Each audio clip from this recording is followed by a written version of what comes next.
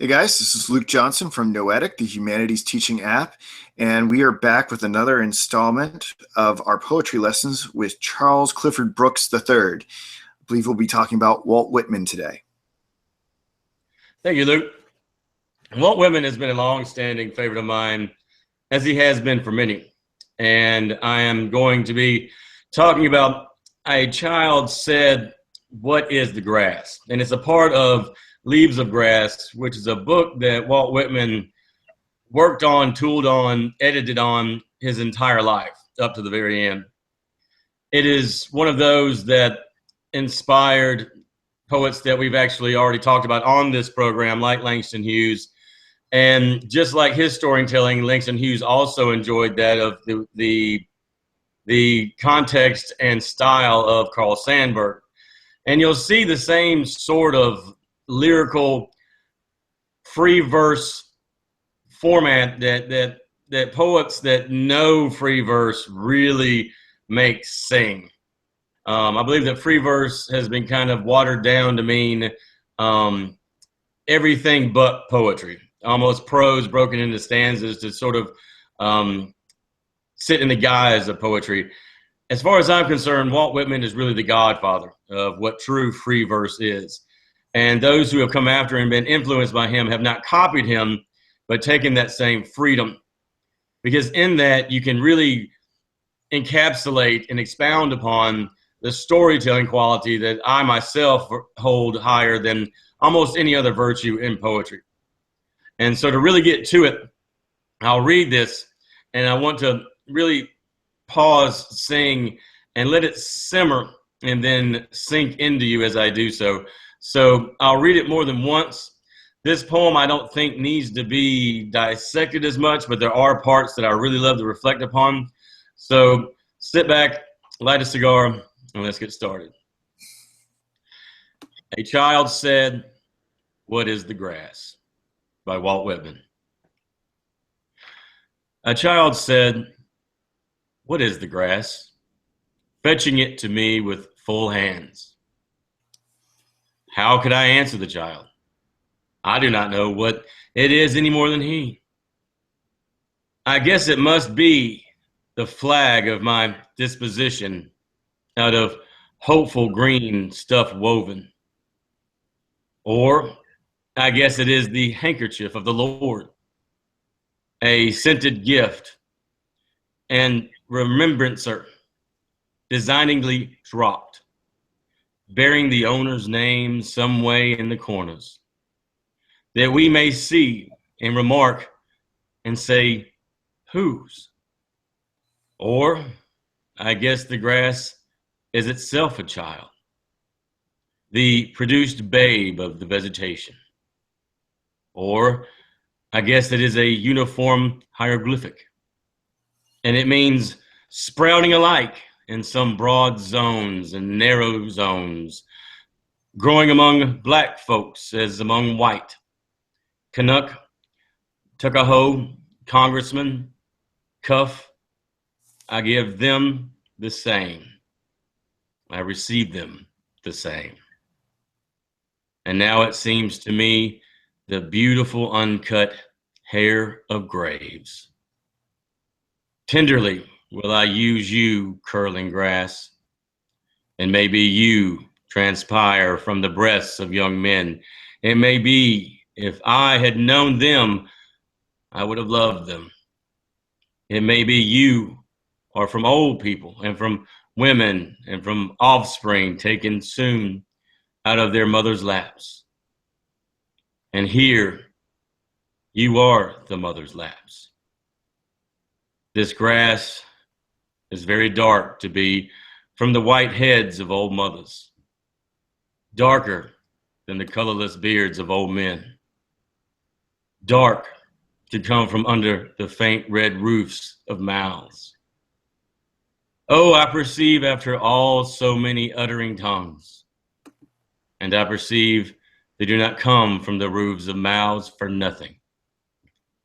I wish I could translate the hints about the dead young men and women, and the hints about old men and mothers, and the offspring taken soon of their laps? What do you think has become of the young and old men? What do you think has become of the women and children? They are alive somewhere. The smallest sprouts show there is really no death. And if ever there was, it led forward life and does not wait at the end to arrest it and cease the moment life appeared. All goes onward and outward, and nothing collapses.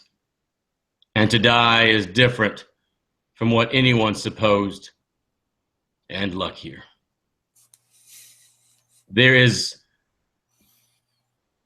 a universe in this one small portion of the poem.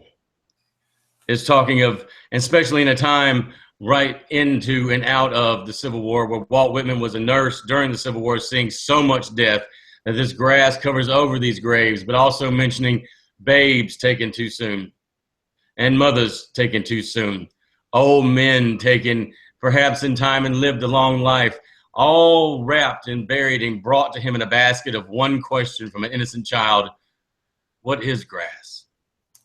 And for parents who have children who are always incessantly curious, that they come and you have this opening image of this child coming forward with this handful of grass to want someone that they see as a wiser person, as one more worldly, and saying, what is this? And beyond grass, how many of us have come to those that we seek as our spiritual advisors, or those who lead us in life with handfuls of doubt or hope or fear, and said, what is this? Where does this come from? And Whitman sitting there looking at this child, seeing himself as a child, I think talking to all of us as children, and looking up to God and saying, this is a great blanket of life that maybe is not meant to be understood. That when you look over a cemetery, especially coming out of something as horrific and so murderous as the Civil War, that grass is only left to blanket something so horrible in peace.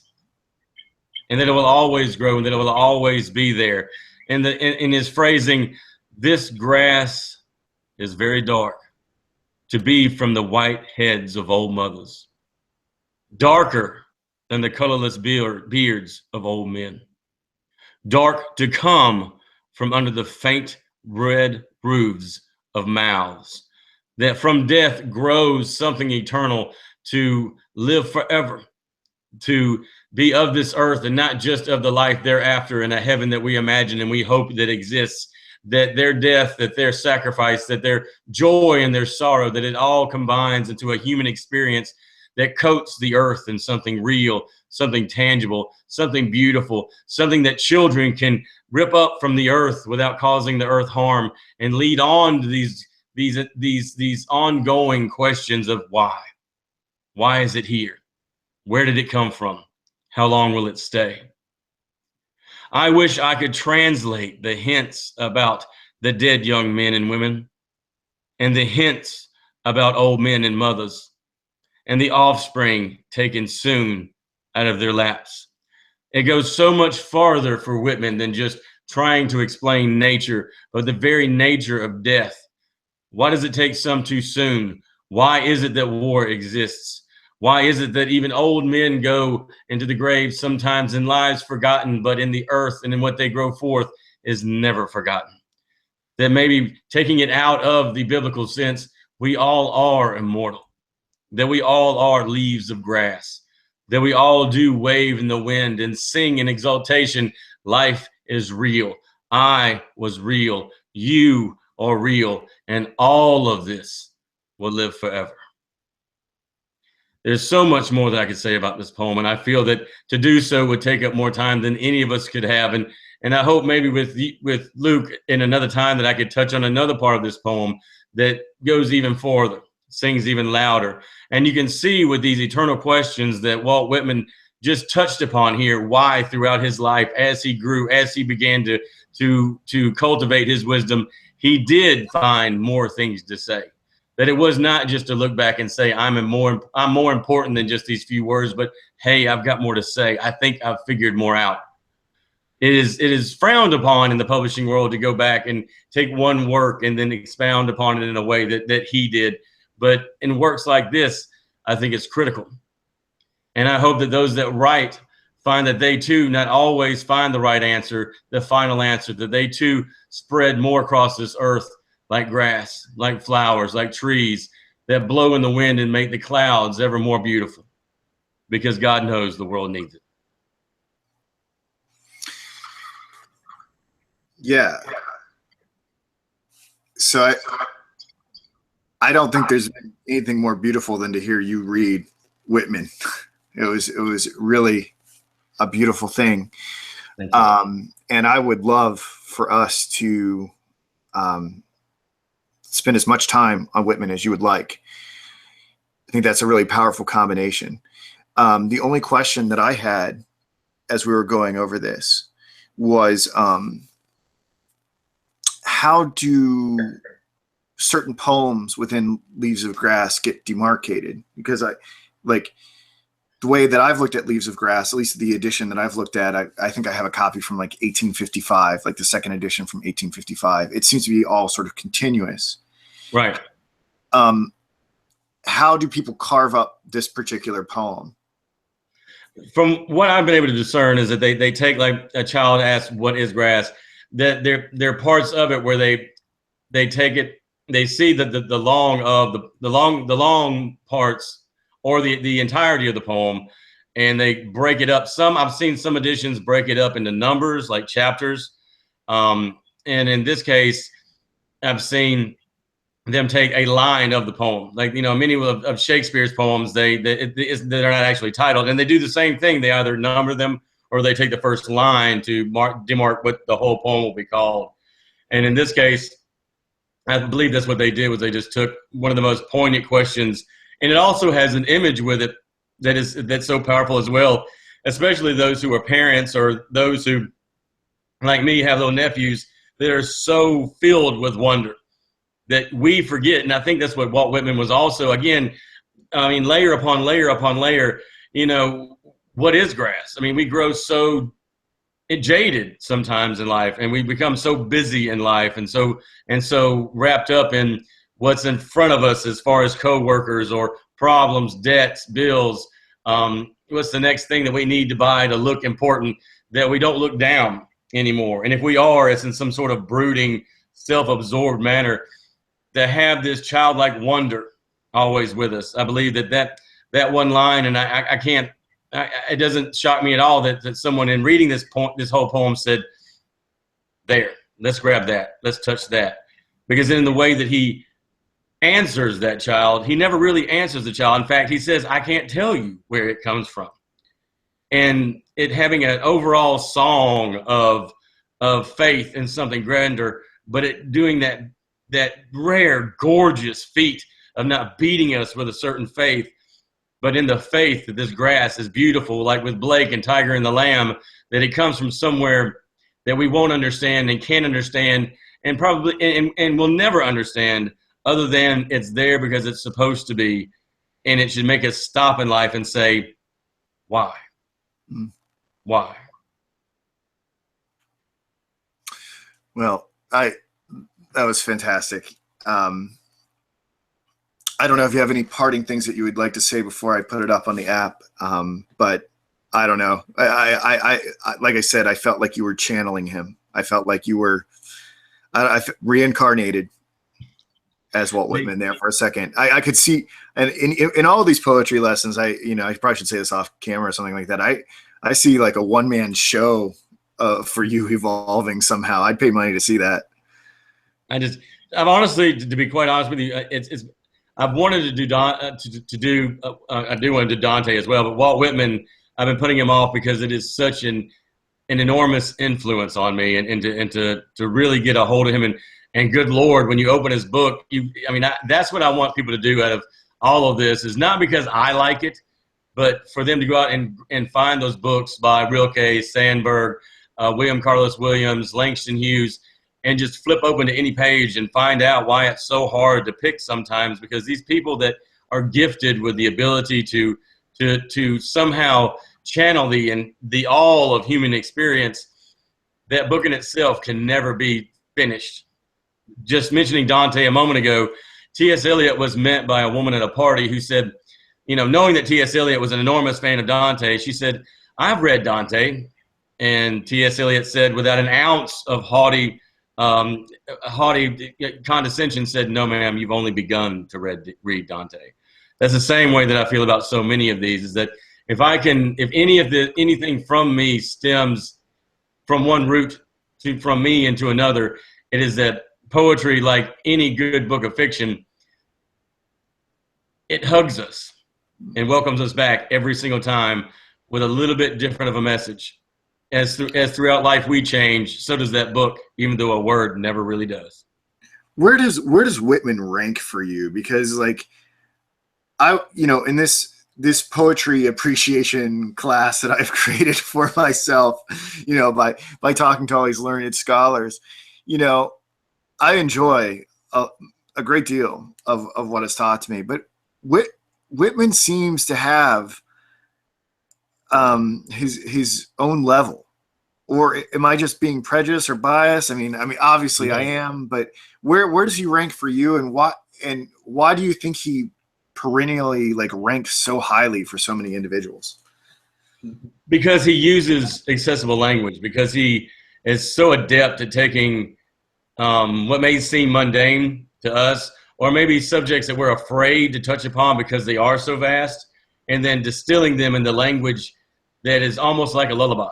I always see Walt Whitman as like a grandfather telling you stories before bedtime. He never shies away from any topic. He wrote "Oh Captain, My Captain" about the death of Lincoln. Things that are that, and I would love to do that poem at some point in the future as well, because he does it all with what I can't stop going back to it. It's like that grandfather you climb up in his lap and has candy in his pockets for you all the time, and you just say, "Tell me a story. Tell me a story." And I think that he has lasted because the things that he talks about are those immortal images and those eternal ideas that we all look to, and it's put into a language that's comforting. He never tries to scare us. He never tries to use the macabre in order to drive home some idea about war or death, old age, illness. Even though in his own life, towards the end, he suffered miserably from a stroke, you never see that in his poetry, because to him, that's not important. Imbuing upon us the beauty of life in every breath we take, that is the crux, I think, of why he lived, why he was a nurse during the Civil War, why he did never leave or abandon his hope that life would continue to be a gorgeous landscape of undying grasses, and that we will all be leaves of that grass, whether we pass it on to the next or continue to grow on our own as a single blade. Is he as exceptional for you as I'm making him out to be? Or, yes. or so I know it's silly to rank art and to rank literature, but would you say he's your favorite, or he's in my top three? He's in my top three. Who are your other two? Dante is number one. Shakespeare is number two. And then there's Whitman, Carl Sandburg, and then St. Vincent Millay would be my top five. Interesting. Cool. All right. Thank you so much, Cliff. That I like I said, that was probably one of my favorite ones. Of course, I think I say that every time you give me a lesson, and I'm reminded how good you are at this. I just hope I don't let you down, brother. No, you're great, man. It's great. All right. Everybody go download the Noetic app for your Droid and your iPhone devices. And Cliff, I'll get this on the app momentarily. Thank you, brother. You have a good night. All right. See you.